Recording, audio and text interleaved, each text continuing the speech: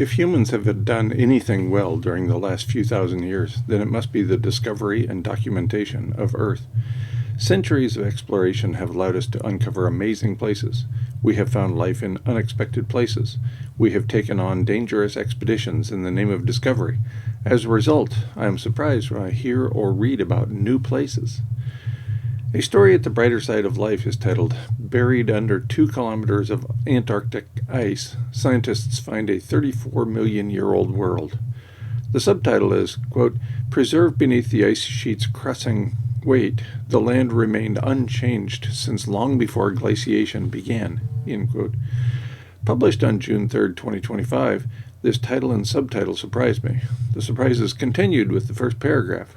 Quote, "Beneath the thick ice of East Antarctica lies a hidden world, untouched for over 34 million years. This frozen expanse, more than 10 million square kilometers wide, has long concealed a forgotten landscape. Now, using cutting-edge satellite tools, researchers have pulled back the curtain on a time when Antarctica teemed with life," end quote. The surprises kept coming as I read the article at the brighter side of news.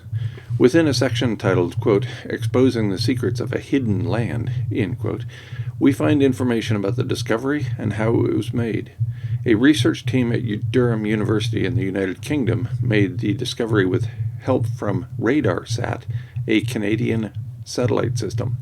This is a great example of collaboration between academic scientists and technology in different countries.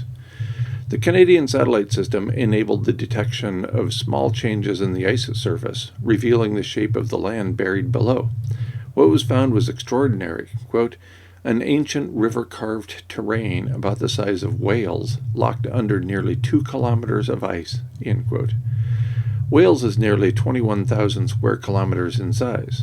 To those watching in the U.S., that's nearly 8,000 square miles. The leader of the research team at Durham University is quoted in the article at the brighter side of news. Quote, "It's like uncovering a time capsule," end quote. The landscape has not before been seen by humans. According to the brighter side of news, quote, "Preserved beneath the ice sheet's crushing weight, the land remained unchanged since long before glaciation began. This hidden world dates back to a period when Antarctica was not the icy desert we know today," end quote. It is difficult for me to imagine what the world was like so long ago. Earth without ice on the southern pole is unimaginable. The article continues, quote, "Back then, the continent was part of Gondwana, a supercontinent shared with Africa, South America, and Australia. Instead of ice, Antarctica featured flowing rivers, forests, and roaming dinosaurs. That changed about 20 million years ago when glaciers took hold, freezing the region's history beneath a growing sheet of ice," end quote. Near the end of the article, we find this information. Quote, "The ancient landscape now uncovered is more than a prehistoric curiosity. It helps scientists understand how Antarctica has changed over millions of years.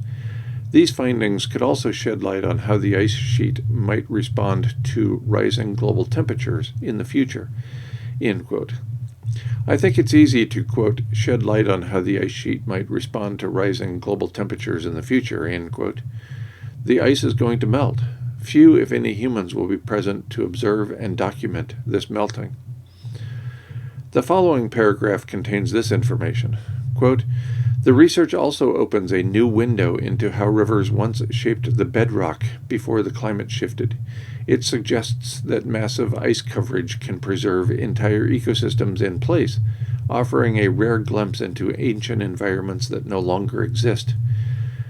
The survival of these features helps scientists map how Earth's surface responds to extreme changes in climate," end quote. Quote, "Earth's surface responds to extreme changes in climate," end quote, "in many ways. Ice melts, rivers change course, habitat is lost for most and probably all organisms. This latter conclusion is based primarily on the peer-reviewed open-access paper written by Strona and Bradshaw for Scientific Reports and published on November 13, 2018, titled "Co-Extinctions Annihilate Planetary Life During Extreme Environmental Change." This paper concludes that the extinction of all life on Earth is virtually certain to occur.